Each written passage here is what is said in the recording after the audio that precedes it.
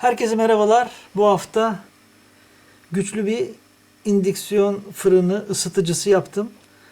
Bununla ilgili bazı detaylar paylaşmak istiyorum. Yapacak olan arkadaşlara tavsiyem olsun diye. Çünkü ben bayağı bir uğraştım, sıkıntılar çektim. Çektiğim yerleri de size anlatmak istiyorum. Belki daha önce siz de yapmaya çalıştınız ve MOSFET'leriniz defalarca bozuldu. Buna tedbir neler alabiliriz, neler yapabiliriz diye düşünürseniz onlarla ilgili şok bobinlerinden başlayıp transistör ve kondansatörden bahsedeceğim. Şimdi ilk önce devremizin birinci elemanı Power Supply. Power Supply'dan gelen enerjimiz buradaki ferit kömüre sarılı şok bobininden geçiyor. Bu şok bobininin hikayesi şu. Devrem çok güçlü olduğu için en az 1,5 ya da 2 milimlik telden ferit kömür üzerine sargı yapacağız. İkisinin de tur sayısı aynı olacak, eş olacak yani. 25 tur ya da 28 tur sarıyoruz. Mümkünse 1,5-2 milimlik tel kullanalım. İkisinin de yönü ve sargı sayısı aynı olacak.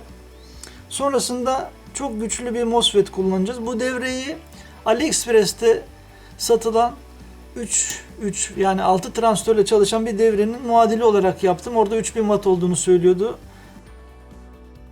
Daha güçlü olacağı için 4 transistörlü düşündüm.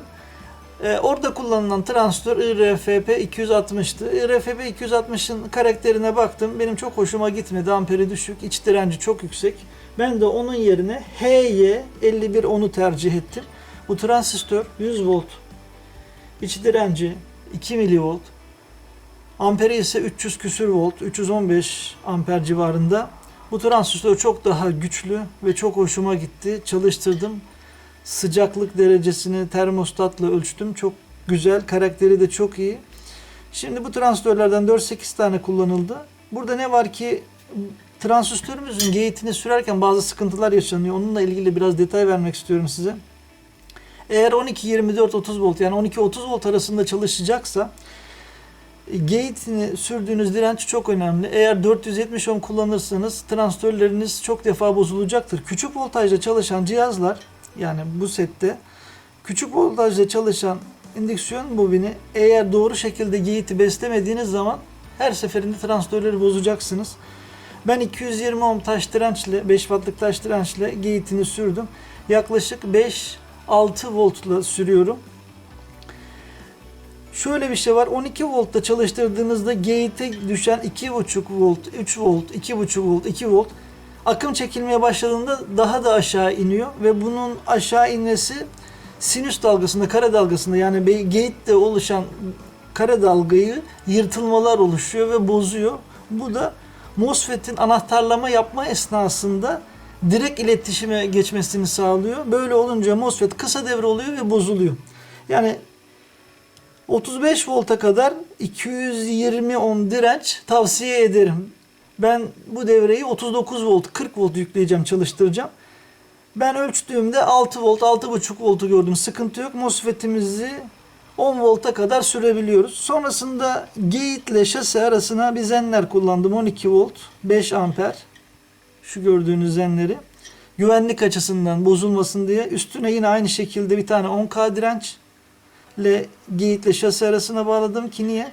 Yine MOSFET'imi korumaya almak için. Bu arada MOSFET'leri paralel bağlarken en önemli bir unsur da buradaki çatı.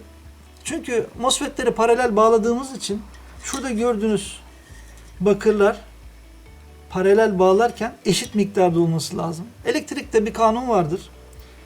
Elektrik kısa yolu seçer. Diyelim ki bu gelen bakır telin tam ortasından bağlamasaydım, şurasından bir yerden bağlasaydım, şuradan daha fazla akım çekeceği için bu transistör daha çok ısınacak ve bozulacaktı. Yani tam merkezini bulup doğru yerden bağlamamız gerekiyor. Paralel bağlamalarda bunlar çok önemli. Yoksa MOSFET'lerimiz yorulur. Nasıl yapmamız gerekiyor? Kalın bakırlar kullandım. Çünkü burada ben tahminim 40-50 amper çekeceğim. Hesaplamalar onu gösteriyor. Sonrasında kondansatörlerden bahsetmek istiyorum. Kondansatörler niye böyle rengarenk diyeceksiniz. Doğru. Elimde bunlar vardı. Bunları kullandım. Olması gereken değer 0,22, 8 ya da 12 tane. Ben 0,22, 0,27, 0,33 mikrofarad olan kondansatörlerden toplam değeri 3,5 mikrofarad'ı bulan bir paralel bağlantı yaptım.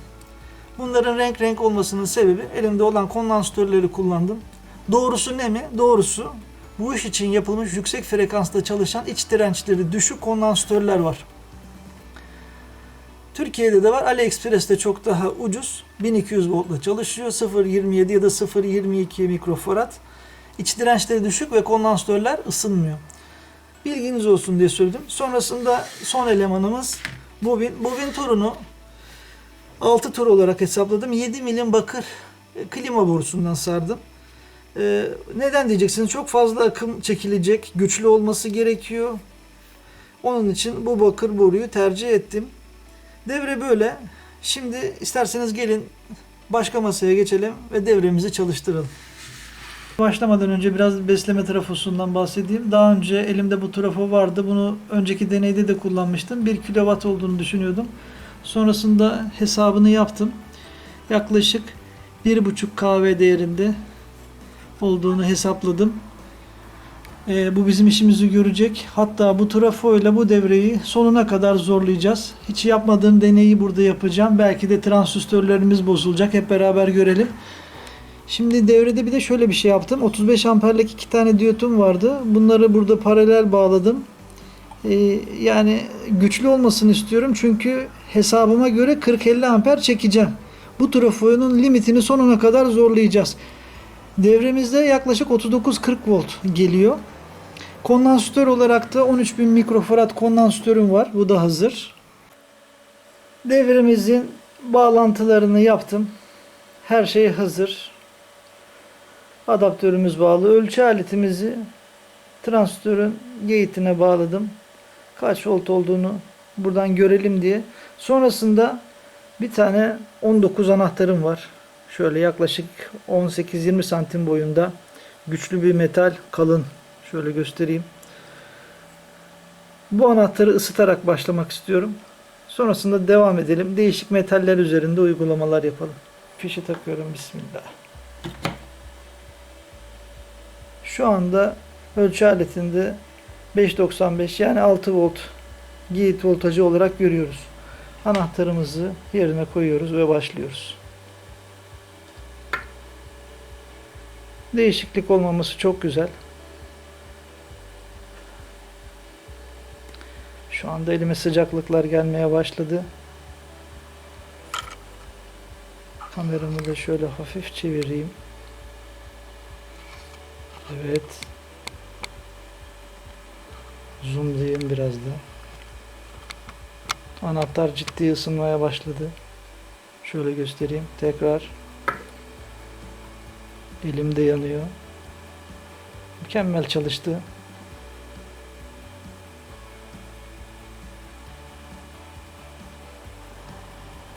Tekrardan anahtarı yerine koydum. Anında geliyor. Ampul gibi oldu. Devre mükemmel çalıştı. AliExpress'teki 3000 wattlık satılan devreden çok daha iyi.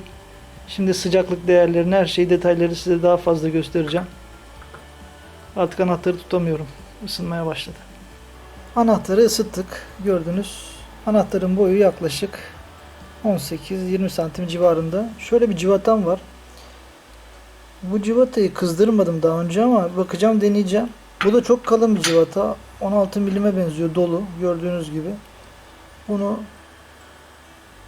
bobinimin ortasına yerleştireceğim. Şu şekilde. Herhalde müthiş bir akım çekecektir. Bakalım devre buradan sağlam çıkacak mı? Ampermetremi de bağladım.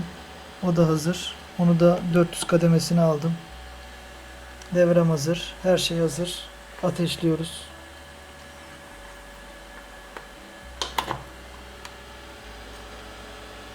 ...44 amper. Gördüğünüz gibi. Hatta yukarı doğru çıkacak. 45.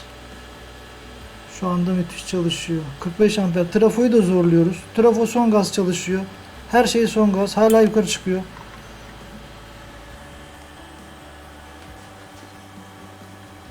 ...48.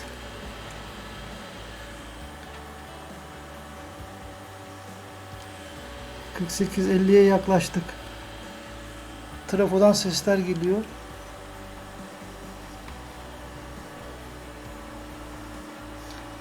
Evet. Kokular gelmeye başladı. 49-50 ampere geldik. Metal de ısındı. Ters giden bir şey yok. Her şey yolunda. Gördüğünüz gibi. Amper düşmeye başladı. Sebebine gelince rezonans değişti. Yani metal ısındığı için frekans değiştirmek gerekiyor. Tabi bu cihazda frekans değiştirmek mümkün değil. Eğer frekansı daha aşağı düşürebilseydik metali ısıtıp daha çok ısıtıp hatta eritme noktasına getirebilirdik. Ne var ki burada her şey kilitli. Metal soğukken çok farklı davrandı. Yaklaşık 50 amper çekti. Isındığı için de amper düşüyor. Bu da çok normal bir durum. Bu cihaz için bu cihazın performansı bundan daha iyi olmaz. Evet, çok güzel çalışıyor. 28 amperlere geldik. Hatta bir de sıcaklık ölçelim. Şu anda güzel kızardı. Bir de sıcaklık ölçelim. 60 derecedeyiz. Çok güzel. Her şey yolunda. Amper bayağı düştü. Civatamız da kızardı. Soğukken farklı davranmıştı.